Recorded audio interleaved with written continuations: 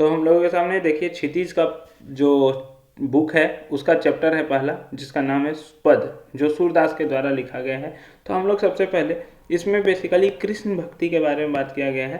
ठीक है, अब सूरदास का जो जीवन परिचय है उसके बारे में थोड़ा सा यहाँ पे बताया गया है कि उनका जन्म 1478 में मथुरा के निकट रुनकता नामक गांव में हुआ था। ठीक है, कुछ विद्वान दिल्ली के निकट सिही नामक गांव को मानते हैं। सूरदास जन्म से जो थे वो अंधे थे, लेकिन उनके द्वारा गाया जाने वाला 1.25 लाख पद बताए जाते हैं। वे श्री कृष्ण के परम भक्त थे। भक्तिकालीन सगुण भक्ति काव्य धारा के कृष्ण भक्ति शाखा के कवि हैं। महाप्रभु वल्लभाचार्य के शिष्य हैं। इनका निधन 1583 में पारसौली गोवर्धन के निकट हुआ था। इनकी जो परिचय है साहित्य में क्या क्या, सूरसागर, साहित्य लहरी, सुर सरावली। प्रचलित भाषा जो है वो ब्रज भाषा है। क्या है? ब्रज भाषा। काव्य में आपको वात्सल्य और श्रृंगार रस की प्रचुरता दिखेगी। काव्य, उपमा, रूपक, उत्प्रेक्षा आदि अलंकार अनायास प्रयुक्त हुए। काव्य में उपमा और रूपक सूरदास वात्सल्य रस के सम्राट माने जाते हैं। सम्राट माना जाता है इन्हें, सोचिए। तो यहाँ पर जो पाठ का परिचय है उसके बारे में बात करते हैं। सबसे पहले भ्रमर गीत भौरे को लक्ष्य कर गाया जाने वाला गीत होता है। गोपियों का कृष्ण के प्रति प्रेम का चित्रण है। इसमें यदि हम बात करते हैं तो उद्धव द्वारा गोपियों के लिए योग का संदेश लाना, गोपियों को योग की बातें निरस लगना, एक भौरे का उड़ता हुआ आना, गोपियों द्वारा उद्धव पर व्यंग किया जाना, गोपियों द्वारा उद्धव को श्री कृष्ण के प्रेम से अछूता बताया जाना, गोपियों द्वारा योग को उन लोगों के लिए उपयुक्त बताया जाना जिनका मन चंचल हो। सूरदास द्वारा रचित इन पदों में गोपियों की कृष्ण के प्रति एकनिष्ठ प्रेम, भक्ति और स्नेहमयता प्रकट हुई है, जिस पर किसी अन्य का प्रभाव नहीं रह जाता। गोपियों पर कृष्ण के प्रेम का ऐसा रंग चढ़ा है कि खुद कृष्ण का भेजा योग संदेश कड़वी, ककड़ी और रोग व्याधि के समान लगता है। उन्होंने इस पदों के माध्यम से निर्गुण पर सगुण का विजय दिखाने का सफल प्रयास किया है। भक्ति काल निर्गुण भक्ति धारा, सगुण भक्ति धारा, राम भक्ति शाखा और कृष्ण भक्ति शाखा। ठीक है, इसमें बेसिकली जो सूरदास हैं वो गोपियों और उद्धव के जो बातें हैं उनके बारे में बात करते हैं। उद्धव मतलब उद्धव जो उसका नाम है, अति मतलब बहुत, बड़भागी मतलब भाग्यवान, अपरस मतलब अछूता, नाहीन मतलब नहीं, अनुरागी मतलब प्रेम से भरा हुआ। ठीक है, तो यहाँ पे देखिए स्टार्ट होता है। उधो तुम हो अति बड़ भागी, अपरस रहत स्नेह तगाते, नाहीन मन अनुरागी, पुरइनी पात रहत जल भीतर, तारस देह ना दागी, ज्यों जल माह तेल की गागरी, बूंद न ताको लागी, प्रीति नदी में पाऊ न बौरियो, दृष्टि ना रूप परागी, सूरदास अबला हम भोरी, गुड़ चाटी चीनी क्यों पागी। ये सूरदास जो पद है उनसे लिया गया है। देखिए, सूरदास विरचित भ्रमर गीत के पद से लिया गया है। इसमें गोपियों के द्वारा उद्धव पर व्यंग किया गया है कि वो कृष्ण के साथ रहकर भी कृष्ण को नहीं समझ पा रहे हैं, वो बहुत भाग्यहीन है। इसमें गोपियों द्वारा उद्धव पर व्यंग किया गया कि कैसे वह प्रेम रस में नहीं पक पाने के कारण बड़भागी अर्थात भाग्यहीन है, जो यहाँ पर यूज किया गया है। गोपियां उद्धव पर व्यंग करती हुई कहती है कि हे उद्धव, तुम भाग्यवान हो जो श्री कृष्ण के साथ रहकर भी उनके प्रेम से अछूते हो, अर्थात उनकी प्रेम की धागे से नहीं बंध पाए हो।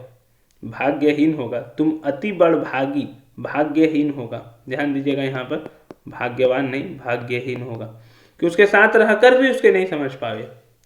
गोपियां उद्धव की तुलना कमल के पत्तों व तेल के गागर से करते हुए कहती है कि जिस तरह कमल के पत्ते जल में ही रहते हैं लेकिन जल से अछूते रहते हैं, आप कमल के पत्ते को देखे होंगे, एवं जिस प्रकार तेल से भरी हुई मटकी पानी के मध्य में रहने पर भी उसमें रखा हुआ तेल पानी के प्रभाव से मुक्त रहता है, उसी प्रकार श्री कृष्ण के साथ रहते हुए भी तुम्हारे ऊपर उनके प्रेम तत्व का कोई प्रभाव नहीं पड़ा है। आगे वे कहती है कि तुमने प्रेम रूपी नदी में कभी पाँव नहीं दिया है और न ही तुम्हारे दृष्टि श्री कृष्ण के रूप सौंदर्य पर मुग्ध हुई है। हम लोग तो भोली भाली बेचारी स्त्री हैं, हम लोग श्री कृष्ण के प्रेम में ठीक उसी तरह पक गई हैं जिस तरह गुड़ के प्रेम में चींटी, अर्थात चींटियाँ जिस तरह गुड़ के प्रेम के कारण गुड़ में चिपक जाती है, उसी तरह हम श्री कृष्ण के प्रेम में लिपट गए हैं। विशेष क्या है इसमें, लोक व्यवहार जो यूज हुआ है वो ब्रज भाषा है, शैली गीति शैली में लिखी गई है, रस अलंकार ज्यों जल माह तेल की कागरी एवं गुड़ चाटी ज्यों पागी में उपमा अलंकार का सुंदर प्रयोग किया गया है। कौन सा अलंकार? उपमा अलंकार। ध्यान रखिएगा, यहाँ पर आपसे यदि पूछेगा तो आप बोलिएगा उपमा अलंकार। दूसरा आता है, मन की मन ही मांझ रही, कहिए जाई कौन पे उधो, नाही परत कही अवधि आधार आस आवन की, तन मन बीथा सही। अब इन जोग संदेशनी, सुनी सुनी विरहिनी, विरह दही, चाहती हुती गुहारी, जितहि ते उतते धार बही, सूरदास अब धीर धरई क्यों, मर जाता ना लही। इसमें भी जो सूरदास है उनके द्वारा जो श्री कृष्ण से वियोग हुआ है गोपियों का, उनका जो दुख है, कष्ट है, उनका विवरण किया गया है। यहाँ पे विरह वेदना की चरमावस्था का चित्रण किया गया है। गोपियां उद्धव से कहती है कि हमारी मन की बातें मन ही में रह गई है, हमें यह समझ में नहीं आ रहा है कि हम अपनी मन की बातें किन से करें। श्री कृष्ण के आने की आशा ही एकमात्र जीने की आधार थी, इसलिए तन मन से उनके विरह को सहती रही। मतलब पहले तो लग रहा था कि श्री कृष्ण आएंगे, इसलिए वो कष्ट सह ले रहे थे, लेकिन अब तो लग रहा है कि तुम जो योग संदेश सुना रहे हो उसमें खत्म हो चुका है सब कुछ, मतलब कृष्ण नहीं आने वाले हैं, किस तरह से काम होगा। अब आपके योग का संदेश सुन सुनकर हम विरह में जल चुकी हैं। हमें जिधर से प्रेम की पुकार आने की आशा थी, उधर से योग की धारा प्रभावित हो रही है। सूरदास जी गोपियों के माध्यम से कहते हैं कि अब जब श्री कृष्ण ने ही सभी मर्यादाओं का त्याग कर दिया है, तो हम भला कैसे धैर्य धारण कर सकते हैं। व्रज भाषा है, गीति शैली में लिखा गया है। रस अलंकार, आदि वियोग श्रृंगार रस का सुंदर प्रयोग, तन मन एवं सुनी सुनी में पुनरुक्ति, विरहिनी विरह दही एवं अवधि, आधार अस आवन पंक्ति में अनुप्रास अलंकार का सुंदर प्रयोग किया गया है। देखिए आगे की पंक्ति जब हम पढ़ते हैं तो, हमारे हरि हारिल की लकड़ी, हमारे जो हरि हैं वो हारिल की लकड़ी। आगे देखिए हारिल जो है, ठीक है, पक्षी का नाम है। मन क्रम वचन नंद नंदन उर या दृढ़ करी पकरी, जागत सोवत स्वप्न दिवस निसी कान्ह कान्ह जकरी। मतलब हर जगह मन में, कर्म में, वचन में, सब जगह सिर्फ और सिर्फ क्या है? श्री कृष्ण हैं, उन्हीं को रटते हुए हैं हम लोग। सुनत जोग लागत है ऐसो जोई करुई ककरी। तुम लोग का जो योग संदेश है जो तुम हमें सुना रहे हो उधो, वो हमें कड़वी ककड़ी की तरह लग रहा है। सूतो व्याधि हमको ले आए, देखी सुनी न करी। ठीक है, बेसिकली तुम जो लेकर आए हो कुछ सुना नहीं किया, सिर्फ योग संदेश लेकर आया। योग संदेश उनके लिए होता है जिनका मन चंचल होता है। यह तो सूर तिन्हीं ले सोपो जिनके मन चक्री। जिनका मन स्थिर होता है उन्हें योग संदेश की जरूरत नहीं होती है। हम तो कृष्ण के प्रेम में स्थिर हो गए हैं, हमारा मन जो है वो स्थिर हो गया है, ये कहती है गोपियाँ। पद में सूरदास द्वारा गोपियों के माध्यम से प्रेम को, सरस एवं योग को इतना निरस बताया गया है कि गोपियाँ भोग की तुलना कड़वी ककड़ी तक से कर बैठती है। भोग नहीं, योग। यहाँ ध्यान दीजिएगा, योग होगा आपका। ठीक है, किससे लिया गया है ये लिख देना है आपको, सूरदास के द्वारा लिखा गया है। तो जो मैंने यहाँ पे समझाया उसी को फिर से यहाँ पे लिख दिया गया है कि हमारे कृष्ण हमें उसी तरह प्यारे हैं जिस तरह हारिल पक्षी को अपनी लकड़ी प्यारी होती है। जिस तरह हारिल पक्षी अपने पैर में लकड़ी को चिपकाए रखती है, उसी तरह हम अपने मन वचन एवं कर्म में श्री कृष्ण की छवि को बसाए हुए हैं। दिन रात जागते सोते, यहाँ तक स्वप्न में भी श्री कृष्ण के नाम की रट करते रहते हैं। हे उद्धव, हमें योग का संदेश सुनते ही ऐसा प्रतीत होता है जैसे किसी ने हमारे मुंह में कड़वी ककड़ी रख दी। योग रूपी जिस बीमारी को तुमने हमारे लिए लाया है, इसके संबंध में हमने न कभी देखा, न कभी सुना और ना ही कभी इसका व्यवहार किया है। योग का संदेश उनके लिए है जिनका मन चंचल है। हमारा मन तो श्री कृष्ण के प्रेम में ही स्थिर हो गया है, हमें योग की आवश्यकता नहीं है। सेम ब्रज भाषा, गीति शैली में लिखा गया है। रस अलंकार, वियोग श्रृंगार रस, कान कान में पुनरुक्ति, हमारे हरि हारिल की लकड़ी में अनुप्रास एवं रूपक अलंकार का प्रयुक्त किया गया है। ठीक है। अगला जो पैराग्राफ है वो है, हरी है राजनीति पढ़ी आए, समुझी बात कहत मधुकर के समाचार सब पाए। बता रही है कि कृष्ण के जैसा तुमने भी लगता है राजनीति शास्त्र पढ़ लिया है। इक अति चतुर होते पहले ही, अब गुरु ग्रंथ पढ़ाए। पहले से तो चतुर थे, अब बड़ा बड़ा ग्रंथ पढ़ लिए हैं, तब तो और बुद्धिमान हो गए होंगे। बड़ी बुद्धि जानी जो उनकी, योग संदेश पठाए, इसलिए योग संदेश पठा दिए हैं। उधो भले लोग आगे के पर हित होलत धाये, अब अपने मन फेर पाइए, चलत जू होते चुराए।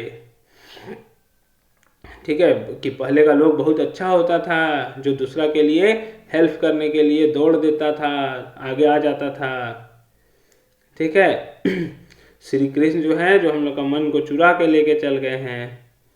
ते क्यों अनीति करे आपुन, जे और अनीति छुड़ाए। ठीक है, श्री कृष्ण को क्या माना जाता था? अन्याय को हटाने वाला, अन्याय को खत्म करने वाला, खुद ऐसा अन्याय कर रहे हैं। राजा धर्म तो यह सूर, जो प्रजा न जाहि सताए। राजा धर्म तो यही होता है कि प्रजा को नहीं सताना चाहिए। ठीक है, श्री कृष्ण हमको, लोगों को सताकर राजा का जो धर्म है, मतलब जो राजधर्म है, उसको तोड़ रहे हैं। तो प्रस्तुत पद में गोपियों का श्री कृष्ण के प्रति निश्चल एवं निस्वार्थ प्रेम का चित्रण लोक भाषा में किया गया है। देखिए यहाँ पर जो हमने समझा यहाँ पे कि श्री कृष्ण ने राजनीति शास्त्र पढ़ लिया है। एक तो वह पहले से चतुर थे, अब उन्होंने बड़े बड़े ग्रंथ पढ़ लिए हैं, तभी तो इसी बुद्धिमानी के कारण योग संदेश भेजे हैं। आगे गोपियां कहती है, उद्धव पहले के लोग बहुत अच्छे होते थे, जो परोपकार के लिए दौड़ पड़ते थे। क्या श्री कृष्ण जो कि मथुरा जाते समय हमारे मन को चुरा लिए हैं, वह हमारे मन को वापस करेंगे? हम तो उनको दूसरों की अन्याय छुड़ाने वाले के रूप में जानती थी, लेकिन वह तो खुद ऐसा अन्याय कर रहा है। सूरदास जी के शब्दों में गोपियां कहती है, राजधर्म तो यही है जो अपनी प्रजा को ना सताए, लेकिन श्री कृष्ण हमें सताकर राजधर्म तोड़ रहे हैं। ब्रजभाषा गीति शैली में लिखी गई है। रस अलंकार आदि, वियोग श्रृंगार, रस बड़ी बुद्धि में अनुप्रास अलंकार है। अब शब्दार्थ है, इसके बारे में हम लोग यहाँ पे देखेंगे कि शब्दार्थ का मतलब होता क्या है। तो आप इसके एक बार देख सकते हैं, पढ़ सकते हैं। पूरी पात मतलब कमल का पत्ता, दागी मतलब दाग, धब्बा, जोय मतलब जैसे, ताको मतलब उसको, प्रीति नदी मतलब प्रेम की नदी, पाँव मतलब पैर, बोरियो डुबोया, परागी मतलब मुख धोना, अबला मतलब बेचारी नारी, भोरी मतलब भोली, गुड़ मतलब गुड़, चाटी मतलब चीनी, ये शब्दार्थ वन का है। और पागी मतलब पगी रहती है। शब्दार्थ टू में मांझ मतलब अंदर में, कौन पे किसके पास, नहीं पारित कहीं, कहीं नहीं जाती, अवधि मतलब समय, आधार मतलब आधार, आस मतलब आशा, आवन मतलब आने की, बिथा मतलब व्यथा या दुख, जोग संदेशनी योग के संदेशों को, विरहिनी मतलब वियोग में जीने वाली, विरदही विरह की आग में जल चुकी, हुती मतलब थी। ठीक है, आगे गुहारी मतलब रक्षा के लिए पुकारना, जितही ते जहां से, उतते उधर से, धार धारा, धीर धैर्य, धरही धारण करे, मर्यादा मर्यादा, लही मतलब रही। अगला जो काव्यांश था उसका हरि मतलब श्री कृष्ण। हारिल एक पक्षी का नाम है जो अपने पैरों में लकड़ी को दबाए रखती है। लकड़ी मतलब लकड़ी, क्रम मतलब कार्य, नंद नंदन मतलब नंद का पुत्र अर्थात श्री कृष्ण। दृढ़ मतलब मजबूती से, उर मतलब हृदय, पकड़ी मतलब पकड़ी, दिवस मतलब निशी दिन रात, जकरी मतलब रटती रहती है, करोई मतलब कड़वी, ककड़ी मतलब एक ककड़ी जो फल है, सु मतलब वह। आगे हम लोग बढ़ेंगे तो हम लोग के पास व्याधि मतलब रोग बीमारी, तिनही मतलब उनको, चक्री मतलब चंचल रहता है। शब्दार्थ मिलेगा चौथा काव्यांश का जो है हम लोग के पास पढ़ी, पढ़ी मतलब पढ़कर या सीखकर, मधुकर मतलब भौरा, गोपियों द्वारा उद्धव को इसी सबसे संबोधित किया गया है। इक मतलब एक, गुरु मतलब बड़ा, जाहि मतलब जिसका, अनीति मतलब अन्याय, अपुन मतलब अपनों के, पाहिए मतलब पाएंगे, फेर मतलब फिर से, डोलत धाये मतलब घूमते फिरते थे, परहित मतलब दूसरों की भलाई के लिए, आगे के मतलब पहले के, पठाए मतलब भेजा, पूते मतलब थे। अब सूरदास के पाठ के प्रश्न का उत्तर करते हैं। तो गोपियों द्वारा उद्धव को भाग्यवान कहने में क्या व्यंग निहित है? देखिए भाग्यवान मतलब एक तरह से यहाँ पे बोला जा रहा है, भाग्यवान एक व्यंग्य के रूप में किया गया है, एक तरह से समझे तो वो भाग्यहीन है। क्यों बोला जा रहा है? क्योंकि कृष्ण के साथ रहते हुए भी वो कृष्ण को नहीं समझ पाया है। तो इससे बड़ा भाग्यहीन कौन हो सकता है? एक्चुअली में भाग्यवान लिखा गया है, लेकिन वो भाग्यहीन बोलना चाह रही है, उसको उसका व्यंग कस रही है। ठीक है, जैसे कमल जो है वो पानी में रहता है लेकिन पानी नहीं चिपकता है, पानी में तेल नहीं चिपकता है। तुम कृष्ण के साथ रहकर भी कृष्ण के प्रेम को नहीं समझ पाए। वो इतने अभागे हैं कि प्रेम की दरिया में रहकर प्रेम के प्यासे हैं। सोचिए, कृष्ण जो प्रेम का सागर है, प्रेम का अनंत है, उसको साथ रहकर भी प्रेम को नहीं समझ पा रहे हैं। उद्धव के व्यवहार की तुलना किस किस से की गई है? तो ये तो पहले हम बता चुके हैं। कमल के पत्ते जो पानी में रहकर भी पानी के प्रभाव से मुक्त रहता है, तेल से भरी मटकी जो पानी के बीच रहने पर भी पानी के प्रभाव से मुक्त रहती है। गोपियों ने किन किन उदाहरणों के माध्यम से उद्धव को उल्हाने दिए हैं? अलग अलग तरह से उल्हाने, जिस तरह ये तो पहला हो गया कमल का पत्ता वाला, दूसरा हो गया तेल वाला। ठीक है, और साथ साथ में प्रेम की संदेश के जगह पर योग संदेश भेज रहे हैं। ठीक है, तो ये प्रेम की क्या है? अवज्ञा है। उद्धव द्वारा दिए गए योग के संदेश ने गोपियों की विरहाग्नि में घी का काम कैसे किया है? उनका कहना है कि श्री कृष्ण तो खुद चले गए मथुरा छोड़कर। ठीक है, मतलब पहले तो वृंदावन में थे, वृंदावन से मथुरा चल गए, बाद में मथुरा से भी चल जाएंगे। ठीक है, कहाँ चल जाएंगे? द्वारिका। तो विरह अग्नि में जल रही है। तुम सोचो कृष्ण के बिना वो कैसे शांत रह सकती है? वो कृष्ण के वियोग में तब तक शांत, मतलब तब तक ठीक इसलिए थी क्योंकि उन्हें लग रहा था कि कृष्ण रिटर्न आएंगे, वापस आएंगे। लेकिन कृष्ण जो है वो प्रेम संदेश भेजने की जगह पर तुम्हारे थ्रू, मतलब उद्धव के थ्रू योग संदेश भेज दिया है। अब विरह जो वेदना कम होना था वो और क्या हो चुका है? बढ़ चुका है गोपियों का। तो इस तरह से उद्धव ने क्या किया? उसके विरह अग्नि को बढ़ा देने का काम किया। अगला है मर्यादा न लही के माध्यम से कौन सी मर्यादा न रहने की बात की जा रही है? तो वो बेसिकली बताने की बात कर रहे हैं कि प्रेम की मर्यादा ना रखने की बात की जा रही है। मतलब प्रेम का संदेश भेजना था उन लोगों को, और वो हम लोगों को योग संदेश भेज दिए हैं जो उनके लिए कोई महत्व नहीं रखता है, वो नीरस है। ठीक है, कृष्ण स्वयं नहीं आकर उसके बदले उद्धव के द्वारा संदेश भेजते हैं। तो जो उनकी प्रेम की जो मर्यादा है, मर्यादा ना लही, तो वो टूट जा रही है।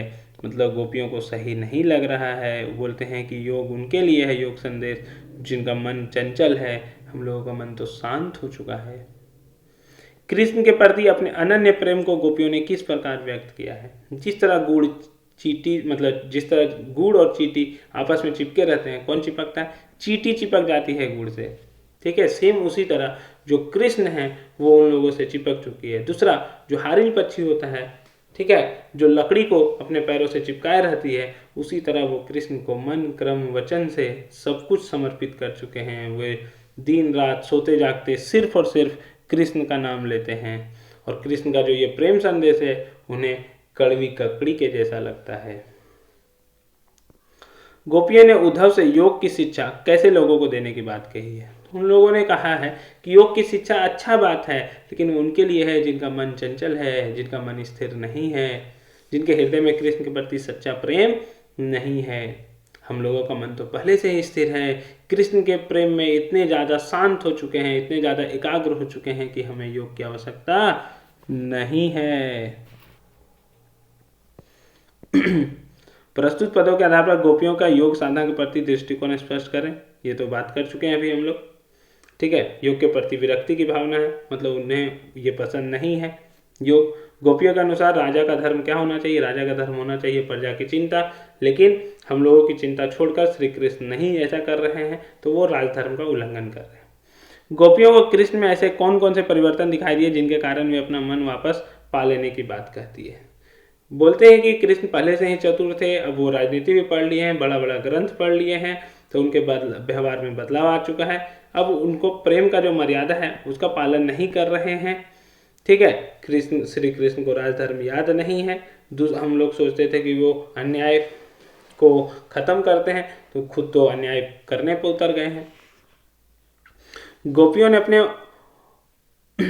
वाक्यावाद चतुर्य के आधार पर ज्ञानी उद्धव को परास्त कर दिया है। उनके वाक्वातुर्य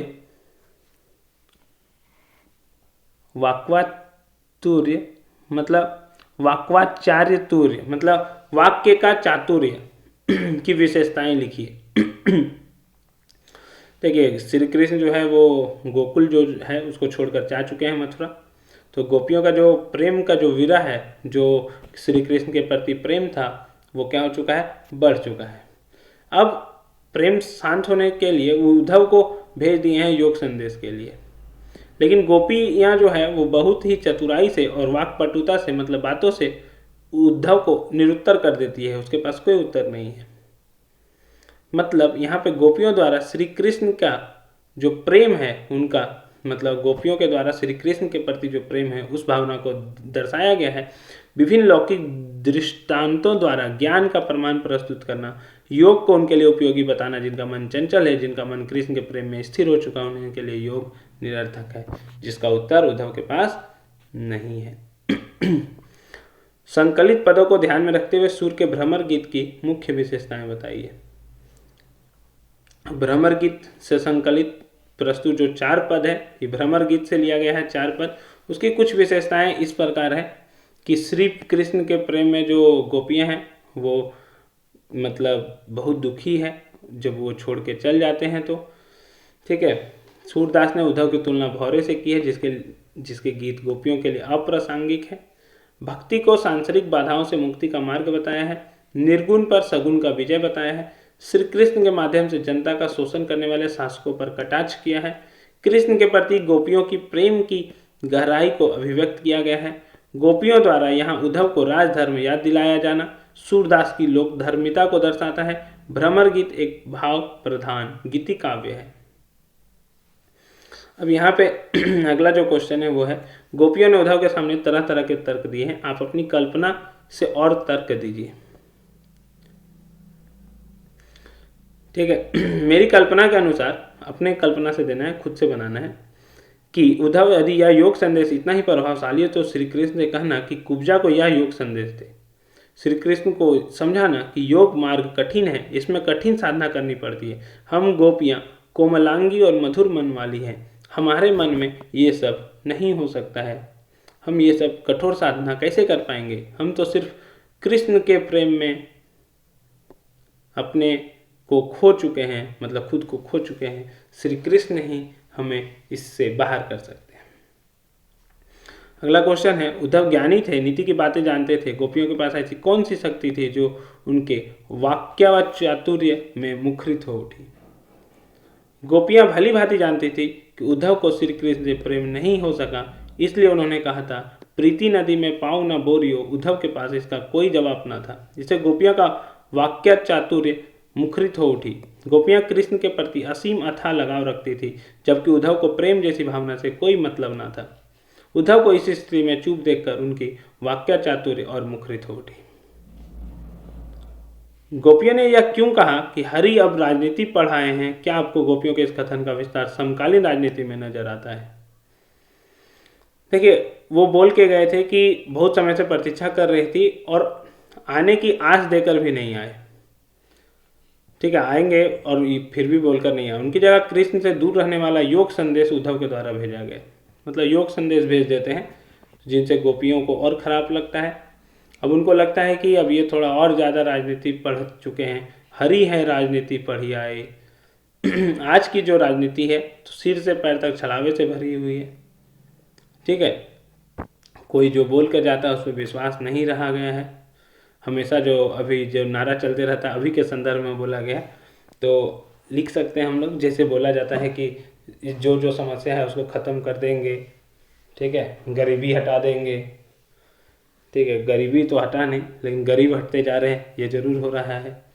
तो राजनीति के सामने ये सही लगता है।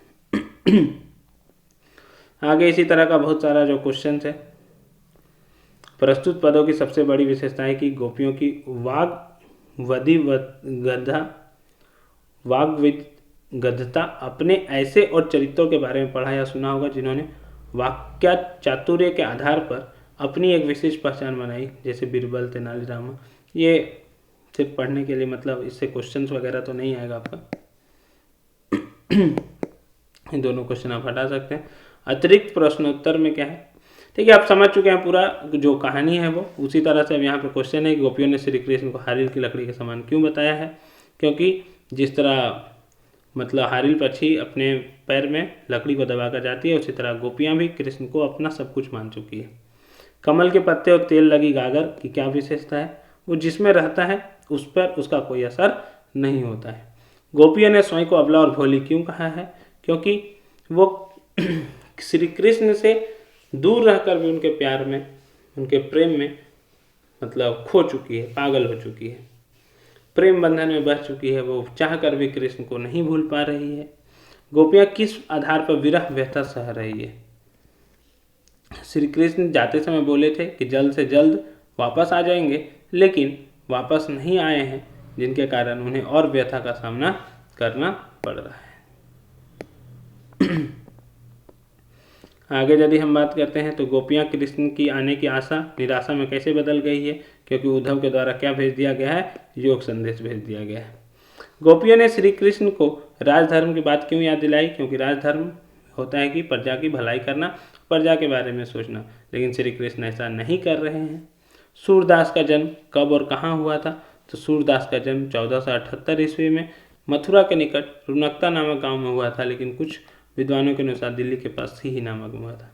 इनके गुरु का नाम क्या था? महाप्रभु वल्लभाचार्य। वात्सल्य और श्रृंगार के श्रेष्ठ कवि किसे माना जाता है? सूरदास को। सूरदास द्वारा रचित मुख्य 3 ग्रंथों के नाम लिखिए। सूरसागर, साहित्य लहरी, सूर सारावली। सूरदास की मृत्यु कब हुई? 1583 में पारसौली में सूरदास की मृत्यु हुई। अब हम लोग आते हैं MCQ में। उद्धव कृष्ण का कौन सा संदेश लेकर आए थे? योग संदेश। ठीक है, अगला क्वेश्चन, उद्धव के व्यवहार की तुलना किसके पत्ते से की गई है? कमल के पत्ते से। गोपियों का अकेला छोड़कर श्री कृष्ण कहाँ चले गए थे? तो मथुरा चले गए थे। कहाँ चले गए थे? मथुरा चले गए थे। अगला क्वेश्चन, गोपियों को कृष्ण का व्यवहार कैसा प्रतीत होता है? छलपूर्ण। गोपियाँ स्वयं को क्या समझती है? अबला। गोपियाँ किसके प्रेम में आसक्त हो गई है? कृष्ण प्रेम में। इनमें से किस पक्षी की तुलना गोपियों से की गई है? हारिल पक्षी की तुलना। गोपियों के अनुसार किसने प्रेम की मर्यादा को उल्लंघन किया है? कृष्ण ने। ठीक है, तो इस तरह का क्वेश्चन आएगा आपका MCQ, तो तुरंत आप टिक कर सकते हैं। सूरदास अवला हम भोरी, गुड़ चाटी जोई पागी। इस पंक्ति में निहित अलंकार बताइए। दृष्टांत अलंकार। विथा शब्द का तत्सम शब्द लिखिए। विथा मतलब व्यथा। डोलत धाये का क्या तात्पर्य है? डोलत धाये मतलब घूमते फिरते। गोपियों ने क्या चीज सुनी और देखी नहीं थी? योग संदेश ना देखी थी ना ही सुनी थी। जो ना जाही सताए पंक्ति को उचित शब्द से पूर्ण कीजिए। जो ना जाही सताए, प्रजा लास्ट में जो यूज किया गया है उसके बारे में बात किया जा रहा है। प्रजा के बारे में यहाँ पर बात कर रहे हैं हम लोग। गोपियाँ अगला जो क्वेश्चन है यहाँ पे ध्यान दीजिए। गोपियाँ किससे गुहार लगाना चाहती थी? श्री कृष्ण से। हारिल पक्षी से किसकी तुलना की गई है? गोपियों की। उद्धव की योग संबंधी बातें गोपियों को कैसी लगती है? कड़वी ककड़ी के समान। गोपियों ने श्री कृष्ण को किस प्रकार धारण किया था? मन से, कर्म से, वचन से, उपरोक्त सभी। जकरी शब्द का क्या अर्थ है? तो जकरी शब्द का जो अर्थ होता है वो होता है रटना। क्या होता है? रटना। आगे बढ़ते हैं हम लोग। योग रूपी व्याधि गोपियों ने किसे देने की सलाह दी है? जिनका मन चंचल हो। मधुकर शब्द का प्रयोग किसके लिए हुआ है? उद्धव के लिए हुआ है। श्री कृष्ण वज्र से जाते समय अपने साथ गोपियों को क्या चुरा ले गए थे? गोपियों का मन चुरा ले गए थे। गोपियों के अनुसार सच्चा राजा धर्म क्या है? प्रजा का पालन, प्रजा का बिल्कुल ना सताना, प्रजा के सभी सुखों का उपरोक्त सभी। सूरदास का जन्म कब हुआ था? सन 1478 में। सन 1478 में। उसके बाद सूरदास की मृत्यु कब हुई? सन 1583 में। सूरसागर में लगभग कितने पद हैं? लगभग 125 पद हैं। निम्नलिखित में से कौन सी रचना सूरदास जी की नहीं है? साहित्य अमृत। सूरदास ने अपने साहित्य में किस रस को प्रमुखता दी है? वात्सल्य रस को प्रमुखता दी है। सूरदास के साहित्य में किस भाषा को प्रमुखता दी गई है? ब्रज भाषा की प्रमुखता। गोपियों ने उद्धव को बड़भागी क्यों कहा है? तो बड़भागी इसलिए कहा है कि वो कृष्ण के साथ रहते हुए भी कृष्ण को नहीं समझ पाए। ठीक है, ये व्यंग है। तुम बहुत बड़े भाग्यवान हो, लेकिन ये एक व्यंग है। तुम ज्ञानी हो, ठीक है, लेकिन तुम सही चीज नहीं कह पा रहे हो। गोपियों ने उद्धव के अनासक्त रहने की तुलना किससे की है? कमल के पत्ते, तेल की मटकी। कमल के पत्ते और तेल की मटकी दोनों से की है। प्रीति नदी में कौन सा अलंकार है? तो रूपक अलंकार। गुड़ चाटी ज्यों पागी में गुड़ से किसकी तुलना की गई हो? चाटी से किसकी? गुड़ से तुलना की गई है। देखिए, गुड़ जो है वो कृष्ण है और चीटी जो है वो गोपियां हैं। ठीक है, तो आपका जो आंसर हो ये यही हो जाएगा। अगला जो क्वेश्चन है आपके पास, गोपियों ने स्वयं को भोरी क्यों कहा है? भोरी मतलब होता है भोली, जो छल कपट से दूर हो, चतुराई नहीं हो जिसके पास। समुझी बात कहत खाली स्थान के समाचार सब पाए, मधुकर के समाचार सब पाए। अपरस शब्द यहाँ क्या मतलब, यहाँ पर क्या अर्थ है? अपरस मतलब अनासक्त। कमल की पत्ती की कौन सी विशेषता बताई गई है? कि पानी में रहकर भी पानी पर मतलब उस पर कोई पानी का असर नहीं होता है, उसके बारे में बात किया गया है। अपरस रहत तगा ते पंक्ति को उचित शब्द से पूर्ण कीजिए। अपरस रहत स्नेह तगा।